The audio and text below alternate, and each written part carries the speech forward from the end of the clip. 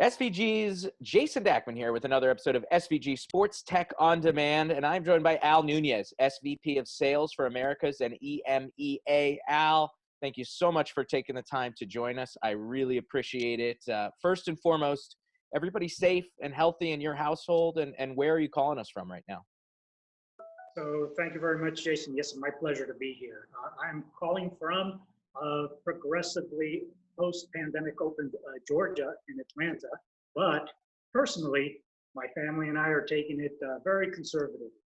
Good. Dealing with it, everybody is fine. So from that perspective, thank you for asking. I hope the same is for you and the SVG family and all the extended folks around.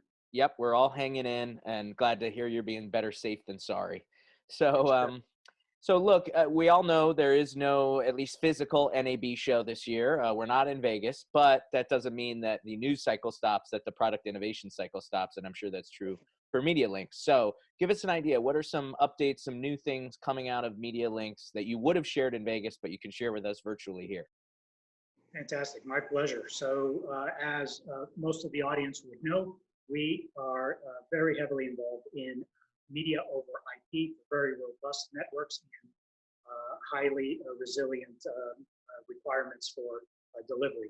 In that regard, there's three particular updates that we were very excited to provide at NAB that I think are relevant to the audience today, and that is primarily around remote production in a couple of different ways.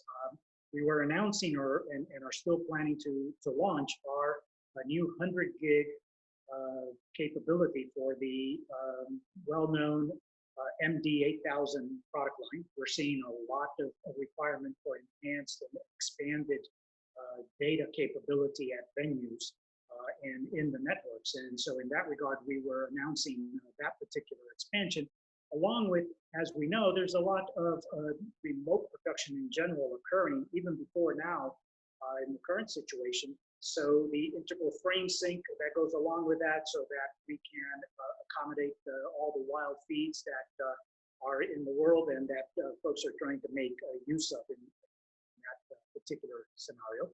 Yep. In addition, we were announcing and are still launching an IP migration for SD feeds in an easy to deploy, easy to use configuration based around our IP switches, the MDX48 family, and EMS management and control system. Something that would make it very easy for somebody to deploy edge devices, collect feeds locally, and then transport them quite securely over an enhanced IP feed across a network. And then finally, addressing that edge, that network edge, continuing to enhance our MDP3000 family of products, our little half rack units with additional capability for hitless data as well as JPEG XS capability.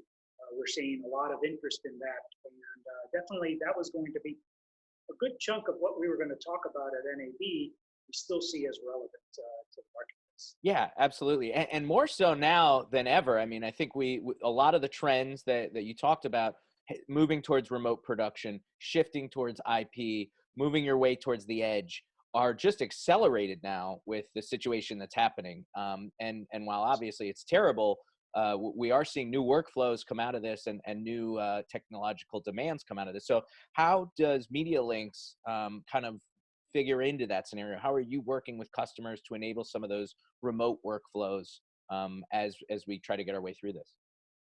Well, you're absolutely correct in that observation.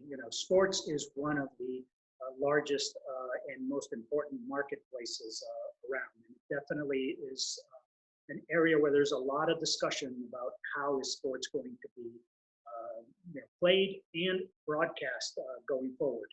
We're in discussions with a lot of our different customers in regards to how they're going to proceed with seasons, whether they are audience less matches, how that's going to be broadcast. Obviously, one of the biggest technology pushes that we've mentioned already is the remote production requirement, where we're trying to allow for less staff to be less production staff to be on site and signals back, and also more use of data and getting that data to the cloud in a very safe manner and in a highly reliable, robust fashion. And so we're in discussions with many of our customers for different aspects around that. And again, on the basis of the products that we have, and in many cases using some of the new technology that we've announced being launched. One of the areas also is the delayed 2020 Olympics. Sure. Right. And so we were preparing to support a number of different customers from different countries to help them with their broadcasts with our platforms. So we're in the midst now also of starting to prepare with them what they're going to retool or how they're going to handle the delayed events, right?